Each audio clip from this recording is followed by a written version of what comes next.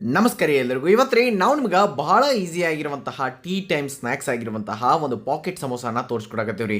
ಬಹಳ ಮಸ್ತಾಗಿ ಮಾಡ್ಕೊಳ್ಳುವಂತಹ ಈ ಒಂದು ಆನಿಯನ್ ಸಮೋಸ ರೀ, ಇಷ್ಟು ಚಲೋ ಆಗ್ತಾವ್ರಲ್ಲ, ಏಕದಮ್ ಕ್ರಿಸ್ಪಿ, ಏಕದಮ್ ಕರುಮ್ ಕುರುಮ್ ಅನ್ನುವಂತಹ ಈ ಒಂದು ಸಮೋಸ ಎಸ್ಪೆಷಲಿ ರಂಜಾನ್ ಟೈಮ್ದಾಗದು ಮಾಡ್ತಿರ್ತಾರೆ ರೀ. ಇವತ್ತು ನಾವು ಅದನ್ನು ನಿಮ್ಗೆ ಈಸಿ ಮೆಥಡ್ದಾಗ ತೋರಿಸ್ಕೊಡ್ತೀವಿ. ಅದಕ್ಕಿಂತ ಮೊದಲು ನೀವೇನೇ ನಮ್ಮ ಚಾನಲನ್ನು ಸಬ್ಸ್ಕ್ರೈಬ್ ಮಾಡಿರಲಿಲ್ಲ ಅಂತಂದರೆ ಜಲ್ದಿ ಮಾಡಿಬಿಡ್ರಿ. ಏನು ಮಾಡಿರಿ, ಒಂದು 6 ಮೀಡಿಯಮ್ ಉಳ್ಳಾಗಡ್ಡಿಯನ್ನು ಅಂದ್ರೆ 6 ಈರುಳ್ಳಿಯನ್ನು ನಾವು ಕಟ್ ಮಾಡಿ ಒಂದು ಸ್ವಲ್ಪ ಆರಕ್ಕೆ ಇಟ್ಟಿದ್ದೀವಿ. ಒಂದು 10-15 ನಿಮಿಷ ಆರಕ್ಕೆ ಬಿಡ್ರಿ ಅವನ್ನ, ಅಂದ್ರೆ ಕ್ರಿಸ್ಪಿಯಾಗಿ ಉಳಿತಾವೆ. ಅದನ್ನು ಒಂದು ಸಾಂದ್ ಪರಾತ್ನಾಗ ತೊಗೊಂಡು ಅದಕ್ಕೆ ಕಟ್ ಮಾಡ್ಕೊಂಡಂತಹ ಕ್ಯಾರೆಟನ್ನು ಹಾಕಿದ್ದೀವಿ ರೀ. ಹಂಗೆ ಸ್ವಲ್ಪ ಕುದಿಸಿ ತೊಗೊಂಡಂತಹ ಒಂದು ಕುದಿ ಬರಿಸಿದಂತಹ ಬಟಾಣಿಯನ್ನು ತೊಗೊಂಡಿದ್ದೀವಿ. ಹಂಗೆ ಸ್ವಲ್ಪ ಏನು ಮಾಡಿರಿ, ಶುಂಠಿಯನ್ನು ತುರಿದು ನೀವು ತೊಗೊಳ್ಬೇಕಾಗೈತೆ ರೀ. ಅದಾದ ನಂತರ ಸ್ವಲ್ಪ ಅದಕ್ಕೆ ಗರಂ ಮಸಾಲಾನ 1 ಟೀ ಸ್ಪೂನಷ್ಟು ನೀವು ಅಥವಾ ಅರ್ಧ ಟೀ ಸ್ಪೂನಷ್ಟು ಹಾಕಿರಿ. ಮತ್ತು ಒಂದಿಟ ಅರಿಶಿನ ಪುಡಿಯನ್ನು ನೀವು ಸೇರಿಸೋದು ಮರ್ಯಾಕೆ ಹೋಗ್ಬೇಡ್ರಿ. 1 ಟೀ ಸ್ಪೂನಷ್ಟು ಧನಿಯಾ ಪೌಡ್ರನ್ನು ಹಾಕಿರಿ.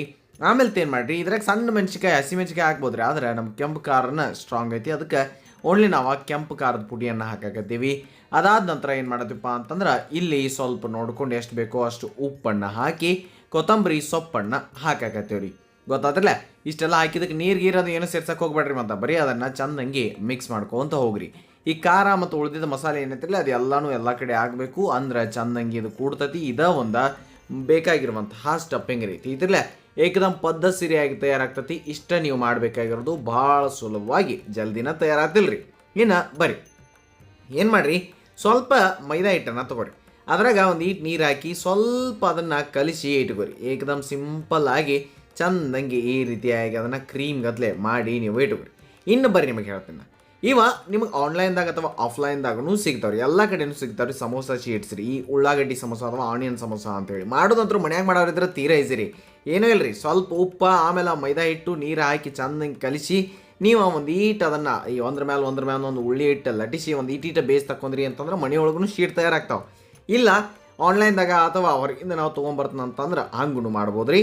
ಇದ್ರೊಳಗೆ ಈಸಿಯಾಗಿ ನೀವು ಮಾಡ್ಕೊಂಡಂತಹ ಏನು ಸ್ಟಫಿಂಗ್ ಐತ್ರಲ್ಲ ಅದನ್ನು ತುಂಬಿ ಬರಬ್ಬರಿಯಾಗಿ ಇವನ್ನ ನೀವು ಕರಿಬೋದು ತಿಳ್ತಿರಲ್ಲ, ಅಥವಾ ಏರ್ ಫ್ರೈನೂ ಮಾಡ್ಬೋದು. ಮಸ್ತಾಗಿನ ಈ ಒಂದು ಸಮೋಸ ತಯಾರಾಗ್ತಾವೆ ರೀ. ನಿಮ್ಗೆ ಹೆಂಗೆ ಬೇಕೋ ಹಂಗೆ ನೀವು ಮಾಡ್ಕೊಳ್ಬೋದು ರೀ. ಏಕದಮ್ ಸಿಂಪಲ್ಲಾಗಿ ಈ ರೀತಿ ಮಸ್ತಾಗಿ ಈ ರೀತಿ ಏನು ರೀ ತ್ರಿಕೋಣಾಕಾರ ಅಥವಾ ತ್ರಿಭುಜಾಕಾರ ಒಳಗೆ ಮಸ್ತಾಗಿರುವಂತಹ ಆನಿಯನ್ ಸಮೋಸ ತಯಾರಾಗ್ತಾವೆ. ಹೆಂಗೆ ಮಾಡೋದು ಅಂತಂದ್ರೆ, ಹಿಂಗೆ ಒಂದು ಶೀಟ್ ತೊಗೊಳ್ಳಿ. ನಿಮಗೆ ಮಡಚೋದು ಹೇಳ್ತೇನೆ ರೀ. ಅಲ್ಲಿಂದ ಒಂದು ದಂಡಿಯಿಂದ ಸ್ವಲ್ಪ ಅದನ್ನು ಈ ರೀತಿಯಾಗಿ ತೊಗೊಂಡ ಏನು ಮಾಡಿರಿ, ಫೋಲ್ಡ್ ಮಾಡಿದಂಗೆ ಮಾಡಿ. ಆಮೇಲೆ ಏನು ಮಾಡಿರಿ, ಅದನ್ನು ಉಲ್ಟಾ ಅಲ್ಲಿಂದ ಅಲ್ಲೇ ತಿರುಗಿಸಿದ್ರಿ ಅಂತಂದರೆ ಈ ರೀತಿ ಒಂದು ಪಾಕೆಟ್ ತಯಾರಾಗ್ತೈತೆ ರೀ.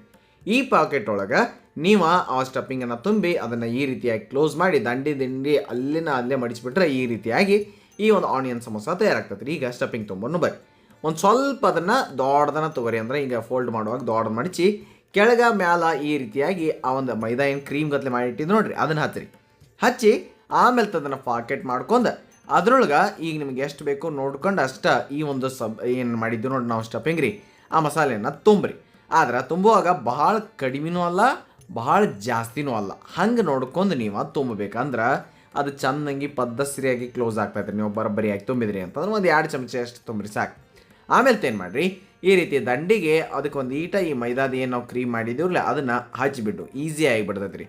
ನಾವೇನು ಮಾಡೋಣ, ಎಲ್ಲನೂ ಒಂದು ಈಟ ಬ್ರಷ್ಲೆ ಎಲ್ಲ ಕಡೆನೂ ಹಚ್ಚಿಬಿಟ್ರಿ ಅಂತಂದ್ರೆ ಅದು ಎಲ್ಲ ಕಡೆ ಪದ್ಧತಿಯಾಗಿ ಕೂತ್ಬಿಡ್ತೈತಿ. ಎಲ್ಲಿನೂ ಅದ ಎಣ್ಣೆ ಒಳಗೆ ನೀವು ಕರಿಯುವಾಗ ಒಡೆಯಂಗಿಲ್ಲ ನೋಡಿ. ಅಲ್ಲಿಂದ ಈ ರೀತಿ ಎಲ್ಲಿ ದಂಡಿ ಉಳಿಯಂಗಿಲ್ಲ ರೀ, ಓಪನ್ ಉಳಿಲಾರ್ದಂಗೆ ಜಗ್ಗಿ ಅದನ್ನು ಕ್ಲೋಸ್ ಮಾಡಿ ಬರಬ್ಬರಿಯಾಗಿ ನೀವು ಈ ರೀತಿಯಾಗಿ ಅಂಟಿಸಿಬಿಟ್ರಿ ಅಂತಂದ್ರೆ ಭಾಳ ಚೆಂದಾಗಿರುವಂತಹ ಮಸ್ತಾಗಿರುವಂತಹ ಈ ಒಂದು ಆನಿಯನ್ ಸಮೋಸಾಕ ಮಾಡೋಕೆ ಈಸಿ ಆಗ್ತೈತಿ ಮತ್ತು ಬರಬ್ಬರಿಯಾಗಿನೂ ಅವು ಕುಂದಿರ್ತಾವೆ. ಈ ರೀತಿಯಾಗಿ ನೀವು ಎಲ್ಲನೂ ತಯಾರು ಮಾಡಿ ಇಟ್ಕೊಳ್ಳೋದ್ರಿ. ಆಮೇಲೆ ಎಣ್ಣೆ ಒಳಗೆ ಯಾವ ರೀತಿ ಕರಿಬೇಕು ಅಂತಂದ್ರೆ, ಎಣ್ಣೆ ಲೋ ಫ್ಲೇಮ್ದಾಗನೇ ಇರಲಿ, ಒಮ್ಮೆನ ಜೋರು ಇಡಂಗಿಲ್ಲ. ಲೋ ಫ್ಲೇಮ್ದಾಗನ ಇಟ್ಟ ನೀವು ಅವನ್ನ ಎಣ್ಣೆ ಒಳಗೆ ಕರಿಬೇಕು. ಫಸ್ಟಿಗೆ ಒಂದು ಬ್ಯಾಚ್ ಕರೆದು ನೋಡ್ರಿ, ಆಮೇಲೆ ನಿಮಗೆ 2ನೇ ಬ್ಯಾಚಿಗೆ ನೋಡಿಗೆ ಪದ್ಧತಿಯಾಗಿ ಗೊತ್ತಾಗ್ಬಿಡ್ತೈತಿ ಹೆಂಗೆ ಮಾಡೋದು ಅಂಥೇಳಿ ನೀವು ಚಲೋತ್ನಂಗೆ ಮಾಡೋಕೆ ಸ್ಟಾರ್ಟ್ ಮಾಡ್ತೀರಿ. ಅವನ್ನ ಹಾಕಿದ ಕೂಡಲೇ ತಿರುಗಿಸಕ್ಕೆ ಹೋಗ್ಬೇಡ್ರಿ. ಒಂದು ಸ್ವಲ್ಪ ಟೈಮ್ ಬಿಟ್ಟು ಆದ್ಮೇಲೆ ನೀವು ಅವನ್ನ ಮ್ಯಾಲ ಕೆಳಗೆ ಮ್ಯಾಲ ಮಾಡ್ಕೊತ ಹೋಗ್ರಿ. ಅಂದ್ರೆ ನಾವೇನು ತುಂಬಿದ್ದೇವೆ ಸ್ಟಫಿಂಗ್ ಅದು ಚಂದಂಗೆ ಬೆಂತೈತ್ರಿ. ಆಮೇಲೆ ಈ ಒಂದು ಕ್ರಿಸ್ಪಿನೆಸ್ ಏನು ಬೇಕಾಗೈತಿರಲಿ ಆನಿಯನ್ ಸಮೋಸಾಗ ಅದು ಸಹ ಅಷ್ಟೇ ಚಲೋತ್ನಂಗಿನ ಬರ್ತೈತ್ರಿ. ಈಗ ಸ್ವಲ್ಪ ಅದ್ರ ಕಲರ್ ಚೇಂಜ್ ಆಗಕತ್ತಾವು, ನೀವು ನೋಡಾಕತ್ತೀರಿ. ಈ ರೀತಿಯಾಗಿ ಅವು ಬರ್ಬೇಕಂದ್ರೆ ಕ್ರಿಸ್ಪಿಯಾಗಿ ಭಾಳ ಚಂದಂಗೆ ಬರ್ತಾವು. ಆಮೇಲೆ ನಾವು ಅವನ್ನ ತಕ್ಕೊಳ್ಬೋದು ರೀತಿ. ಇದ್ರೆ ಈ ರೀತಿಯಾಗಿ ಒಂದು ಬ್ಯಾಚನ್ನು ನೀವು ಫಸ್ಟಿಗೆ ಮಾಡಿ ನೋಡಿದ್ರಿ ಅಂತಂದ್ರೆ ನಿಮಗೆ ಈಸಿ ಅನಿಸ್ಬಿಡ್ತೈತಿ ಮತ್ತು ಈ ಒಂದು ಸಮೋಸ ಭಾಳ ಟೈಮ್ ತೊಗೊಳಂಗಿಲ್ಲ ರೀ. ನಿಮ್ಮದು ಭಾಳ ಅಂದ್ರೆ ಭಾಳ ಟೈಮ್ ತೊಗೊಳಂಗಿಲ್ಲ, ಈಸಿಯಾಗಿನೇ ಯಾವಾಗ ಬೇಕೋ ಅವಾಗ ಮಾಡ್ಬೋದು ರೀ. ಆಮೇಲೆ ನಿಮಗೆ ಇದೇ ಹೇಳಿದಂಗೆ ಶೀಟನ್ನು ನೀವು ಮನೆಯೊಳಗನ್ನ ಮಾಡ್ಬೋದು ರೀ. ನಿಮಗೆ ನಾವು ಬೇರೆ ಸಮೋಸ ಬೇಕಂತಂದ್ರೆ ಆಲೂ ಸಮೋಸ ಅದು ನಾವು ಈಗಾಗಲೇ ಮಾಡಿ ತೋರಿಸಿದ್ದೆ. ನಾವು ಸಾವಿರ ಚೇಸಬಗೂ ಆಲೂ ಸಮೋಸ ಅಂತ ಸರ್ಚ್ ಮಾಡಿದ್ರೆ ಬಂದುಬಿಡ್ತೈತಿ, ತಾವು ನೋಡ್ಬೋದು ಯೂಟ್ಯೂಬ್ದಾಗ ರೀ. ಆಮೇಲೆ ಎರಡನೇ ಬ್ಯಾಚನ್ನು ನಾವು ಹಾಕಿ ಸ್ವಲ್ಪ ಹೊತ್ತು ಬಿಟ್ಟು ಅವನ್ನ ಮ್ಯಾಲ ಕೆಳಗೆ ಮ್ಯಾಲ ಮಾಡಿ ನಾವು ತೆಗ್ದೀವಿ ಅಂತಂದ್ರೆ ಅವು ಕ್ರಿಸ್ಪಿಯಾಗಿ ಟೇಸ್ಟಿಯಾಗಿ ಭಾಳ ಈಸಿಯಾಗಿ ಈ ಒಂದು ಸಮೋಸ ತಯಾರಾಗಿ ಬರ್ತಾವೆ. ಇನ್ನು ನೀವು ಯಾವಾಗ ಮಾಡ್ತೀರಿ ಅನ್ನೋದನ್ನು ಹೇಳೋದು ಮರ್ಯಾಕೆ ಹೋಗ್ಬೇಡ್ರಿ. ನಿಮಗೆ ಅಕಸ್ಮಾತ್ ಆನ್ಲೈನ್ ಲಿಂಕ್ ಅದು ಬೇಕು ಅಂತಂದ್ರೆ ಕಮೆಂಟ್ದಾಗ ಕೇಳ್ಬೋದು, ನಾವು ನಿಮ್ಗೆ ಅಲ್ಲೇ ಈ ಶೀಟ್ ಲಿಂಕನ್ನು ಕೊಡ್ತೀವಿ ರೀ. ಅಥವಾ ಹೊರಗೂ ಸಿಗ್ತಿರ್ತಾವೆ ರೀ, ಆನ್ಲೈನ್ ತೊಗೋಬೇಕಂತ ಏನೂ ಇಲ್ಲ. ಆಮೇಲೆ ಇವನ್ನ ಎಣ್ಣೆಯಿಂದ ಚೆಂದಂಗೆ ನೀವು ಕರಿ ತೆಗಿಬೇಕು. ಆದರೆ ಲೋ ಫ್ಲೇಮ್ದಾಗಿಟ್ಟು ಸ್ವಲ್ಪ ಭಾಳೋದನ್ನ ಕರೀರಿ, ಸಮಾಧಾನಲೆ ಕರೀರಿ, ಚಲೋ ತಂಗಿನ ಮಸ್ತಾಗಿನ ಈ ಒಂದು ಸಮೋಸ ತಯಾರಾಗಿ ಬರ್ತಾವೆ. ಇನ್ನು ಇದ್ರ ಜೊತೆ ಒಂದು ಸ್ವಲ್ಪ ಹಸಿಮೆಣ್ಸಿಕಾಯನ್ನು ಎಣ್ಣೆ ಒಳಗೆ ಈ ರೀತಿಯಾಗಿ ಕರಿದು ಅದರ ಮೇಲೆ ಉಪ್ಪು ಉದುರಿಸಿ ನೀವು ತಗೋರಿ. ಭಾಳ ಅಂದ್ರೆ ಭಾಳ ಚಲೋ ಅನ್ನಿಸ್ತಾವೆ ನಿಮಗೆ ತಿನ್ನಾಕ್ರಿ. ಗೊತ್ತಾಗ್ತಿರಲ್ಲ, ಈಸಿ ಆಗಿರುವಂತಹ, ಸಿಂಪಲ್ ಆಗಿರುವಂತಹ, ಮಸ್ತ್ ಆಗಿರುವಂತಹ, ಕ್ರಿಸ್ಪಿ ಆಗಿರುವಂತಹ ಆನಿಯನ್ ಸಮೋಸನ ನೀವು ನೋಡಿದ್ರಿ. ಹಾಗಾದ್ರೆ ಮಸ್ತಾಗಿ ಟ್ರೈ ಮಾಡಿರಿ. ಹೆಂಗೆ ಬಂದಿತ್ತು ಅನ್ನೋದು ಹೇಳೋದು ಮರ್ಯಾಕೆ ಹೋಗಬೇಡ್ರಿ.